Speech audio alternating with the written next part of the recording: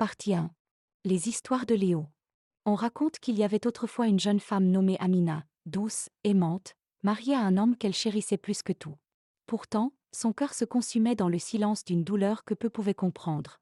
Depuis des années, elle ne concevait pas. Les jours passaient, et son ventre restait vide tandis que les femmes du quartier berçaient leurs enfants sous le soleil. Les murmures derrière son dos étaient devenus des poignards. Chaque sourire compatissant était une insulte cachée, chaque fête de naissance une torture. Son mari l'aimait, oui, mais l'amour s'épuise face au poids des attentes. Et Amina, dans sa peur de tout perdre, devint vulnérable, prête à croire à ce que même la raison refusait.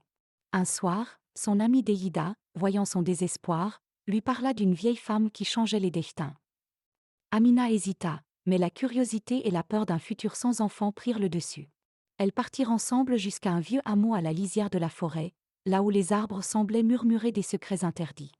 Dans une maison éclairée par la seule flamme d'une lampe à huile, une femme au regard profond les attendait.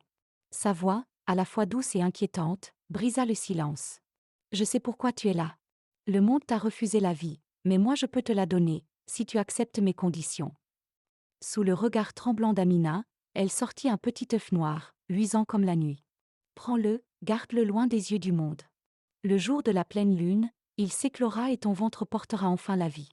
Mais souviens-toi, l'enfant qui naîtra n'aura jamais le droit d'aimer une femme, car son destin ne sera pas fait d'amour, mais de dette. » Amina, déchirée entre la foi et la peur, pleura longuement.